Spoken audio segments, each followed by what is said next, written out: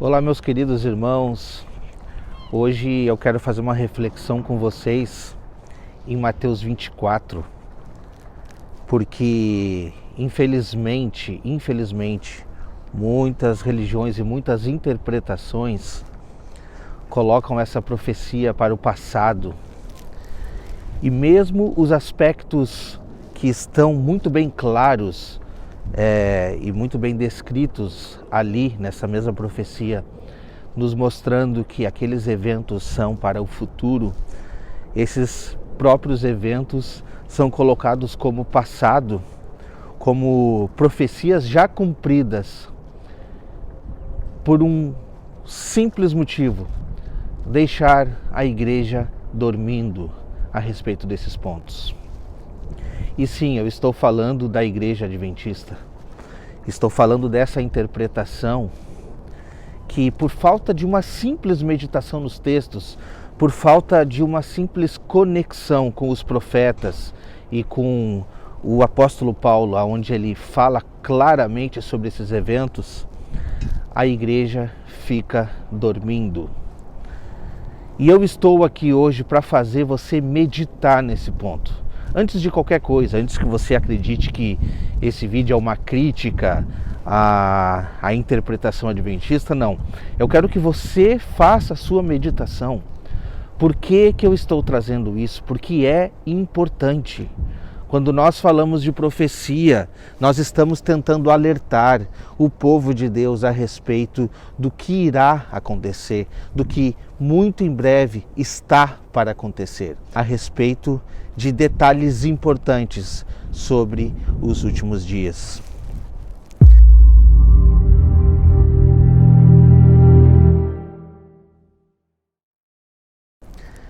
Então, assim, quando nós tratamos de profecia, nós precisamos ter muito cuidado com algumas visões. E a visão historicista, ela precisa realmente ser... nós precisamos ter muito cuidado com essa visão. Porque a visão historicista, ela tem no seu corpo, né? Ela tem em comum de pegar todas as profecias e colocar para um período histórico, sem contemplar as conexões que o próprio Deus faz para que nós possamos meditar naqueles pontos e ver se realmente faz sentido colocar aqueles cumprimentos em datas históricas. Vamos lá? Vamos estudar um pouco de Mateus 24. Eu quero que você pense e medite.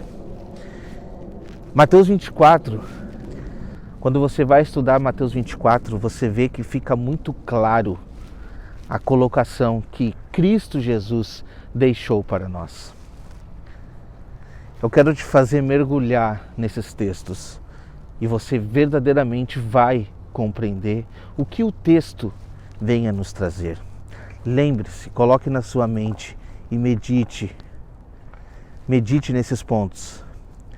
Porque ali estavam os discípulos reunidos com Cristo Jesus, perguntando a ele: Senhor, que sinais haverão da tua vinda e do fim do mundo? Quando que todas essas coisas irão se cumprir? Quando que nós veremos o teu reino sendo implementado aqui nessa terra? E então Jesus começa a dizer para eles e falar para eles aspectos importantes a respeito deste tempo determinado. E quando ele começa falando de sinais, né?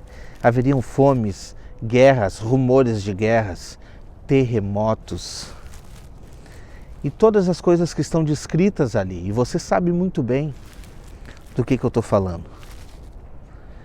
E ao falar tudo isso, Jesus fala: ainda não é o fim. Ainda não é o fim. Mas ele deixa um aspecto importantíssimo nessa profecia que, infelizmente, a Igreja Adventista e muitas outras igrejas não levam em conta. O aspecto importante desta profecia que Cristo Jesus nos aponta é, versículo 15, Mateus 24, versículo 15. Quando, pois, virdes o abominável da desolação, da qual falou o profeta Daniel, quem lê, entenda, então fuja. Quando você vê sobre isso, fuja. Bom, Jesus fala isso e eu não sei se foi o próprio Cristo ou se a pessoa que traduziu, que colocou entre aspas, quem lê entenda, mas isso não é para bonito, é para entender. Jesus faz nós voltarmos para o profeta Daniel. Bom, se Cristo Jesus faz nós voltarmos para o profeta Daniel, nós precisamos ir ao profeta Daniel para entender sobre o quê? Sobre o abominável da desolação da qual falou o profeta Daniel. Agora, importante, que eu gostaria que você meditasse. Você é uma pessoa racional. As pessoas que me seguem aqui no canal, na sua maioria, são pessoas racionais que gostam de meditar. Eu trago os inscritos aqui do canal a meditar. E eu gostaria que você meditasse. Se o texto está nos apontando para um personagem chamado Abominável da Desolação, como sendo o grande sinal para a vinda de Cristo, o que nós precisamos fazer? Entender sobre esse aspecto. E aí, quando a gente vai meditar na profecia das 70 semanas, na profecia das 2.300 tardes e manhãs, na profecia de Daniel 7 também, nós vamos ver esse personagem aparecendo. E em todos esses aspectos nós temos uma coisa em comum. Todos eles, se você medita, você consegue fazer as conexões. Existe um tempo determinado de ação a respeito desse personagem. E é esse tempo que precisa ser levado em conta. O tempo determinado de ação, exatamente 3 anos e meio após o surgimento deste personagem. Eu não quero agora aqui abrir esses textos com vocês, mas eu quero que você vá e medite no que eu estou trazendo. Porque na maioria de todas as profecias que apontam isso, eles vão dar uma resolução final como solução para derrotar esse personagem. E a solução é a vinda de Cristo Jesus. Esta é a solução. Por que eu estou falando isso? Por que eu estou trazendo isso e por que é importantíssimo falar sobre isso? Porque eu não posso encaixar essa interpretação para o passado. Se eu encaixar essa interpretação para o passado, eu preciso automaticamente dizer que Cristo Jesus já veio reinar nesse mundo. Ele já veio reinar e está reinando agora. Porque o tempo determinado é de 3 anos e meio. E mesmo que você pegue esse tempo determinado de ação e coloque, como a Igreja Adventista erroneamente faz, para anos, o tempo de 1260 dias, seria 1260 anos, também já passou. E cadê Cristo Jesus que não volta? Wagner, eu preciso de uma base um pouco mais sólida. Eu vou te fazer uma pergunta. Será que Paulo entendia sobre isso? Será que o apóstolo Paulo, ele não conhecia sobre esses pontos, sobre esses aspectos? Claro que ele conhecia. Quando você vai para 2 Tessalonicenses, você vê Paulo falando claramente sobre isso. E o que ele vai dizer lá?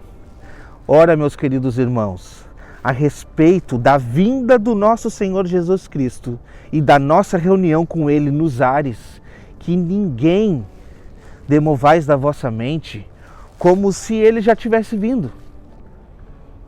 Porque isso não será assim, sem que antes venha a apostasia e seja revelado o homem do iníquo. O qual vem com toda a astúcia de Satanás. Ele vem requerendo adoração e ele quer se assentar no santuário de Deus, parecendo ser o próprio Deus e exigindo culto e adoração. É isso que esse personagem faz. Agora a pergunta que eu te faço é, esse personagem estará indo lá no céu, no santuário de Deus, para sentar e se assentar nesse santuário, parecendo o próprio Deus? Será que seria essa a interpretação? Não. É claro, é óbvio que não.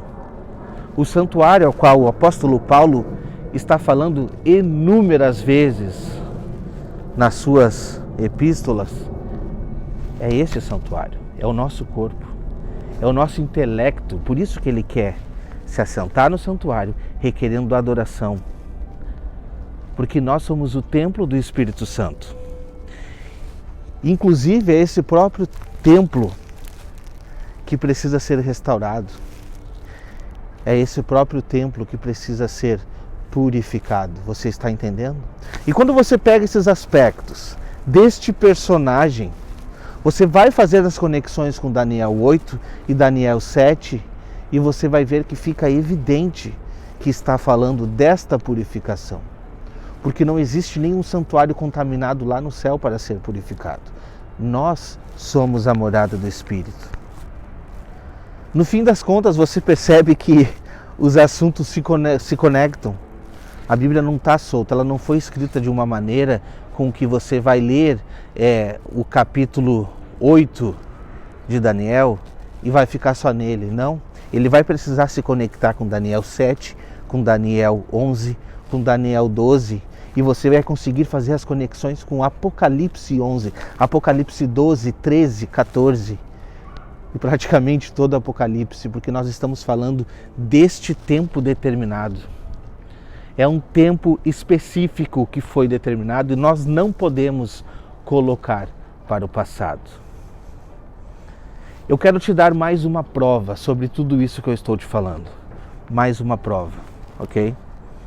A Igreja Adventista, ela é oriunda de uma interpretação completamente equivocada. Não só de uma, de várias.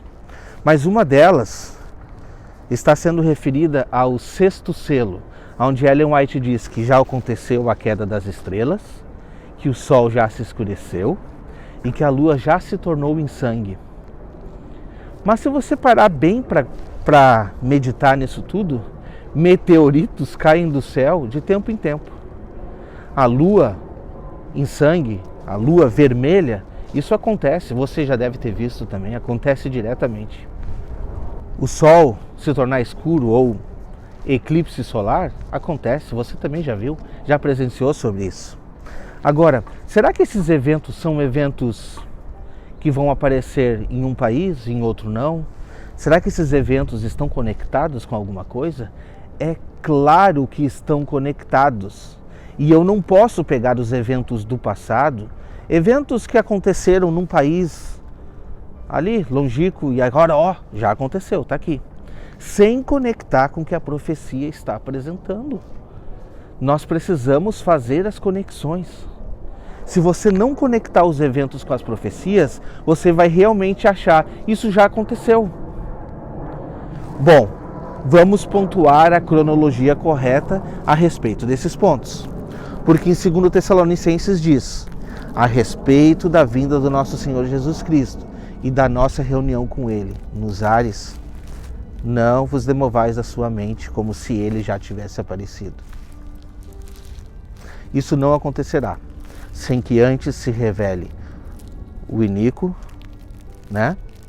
Aquele que quer se assentar no santuário de Deus, parecendo ser o próprio Deus. Isso não vai acontecer. Jesus não volta antes que isso aconteça. Então, eu não posso conectar esses eventos para o passado. Não é um evento isolado. Esses eventos do sexto selo, eles precisam ser eventos mundiais, aonde todos vão ver. Aonde nós iremos sentir aqui no Brasil e lá no Japão ao mesmo tempo. São eventos que vão estar conectados. Porque é o grande sinal, esse é o grande sinal da volta de Jesus. E a conexão está exatamente em Mateus 24. Voltamos a Mateus 24. Depois que Jesus Cristo, lá no versículo 15, diz que quando nós virmos o abominável da desolação, da qual falou o profeta Daniel, e aí você precisa meditar no profeta Daniel, Daniel 8 fala sobre isso, fala sobre o tempo da ação dele, Daniel 12 fala. Aí nós chegamos em Daniel 12 no versículo 1, e agora você vai lá em Daniel 12, versículo 1 e medita. Pois naquele tempo haverá grande tribulação, qual nunca houve, nunca jamais haverá. Mas naquele tempo será salvo o teu povo. todo aquele que for achado inscrito no livro da vida. Mas você segue lendo o que está escrito em Daniel 12 e diz assim, ó, depois que acontecer a abominação desoladora. Até quando? Na verdade a pergunta que está sendo feita lá quando será, quando irá se cumprir esses eventos? E aí o anjo diz para Daniel, depois que for tirado o sacrifício diário e for instaurada a abominação desoladora, haverá um tempo, tempos e metade de um tempo. E depois desse tempo, Jesus Cristo vem, depois desse tempo, Cristo Jesus vem purificar esse santuário, a qual somos nós. Conectando agora com o sexto selo, você vai ler a sequência de Mateus 24 e você vai ver que vai haver uma grande perseguição, qual nunca houve, nunca jamais haverá. E aí você vai me dizer, mas Mateus 24, aquela perseguição não está conectada exatamente com o ano 70, quando Jerusalém foi sitiada? O que você precisa entender é que a nova aliança é com as duas casas de Israel. É óbvio que Deus faz as conexões. E esse evento, ele é para o futuro. Por que é para o futuro? Porque se você der a continuação do texto, ler e meditar, vai dizer que logo depois a tribulação daqueles dias, não dos dias dos anos 70, logo depois a tribulação daqueles dias, o sol escurecerá, as estrelas cairão do firmamento, a lua não dará mais a sua claridade. Logo depois da tribulação daqueles dias, então se verá nas nuvens do céu, vindo com grande glória, a descida do Filho do Homem. Você entende que os eventos estão conectados? Então você precisa meditar exatamente nessa cronologia dos tempos. Porque essa cronologia faz com que a gente não se perca, faz com que a gente não seja enganado. Essa cronologia nos coloca no tempo exato.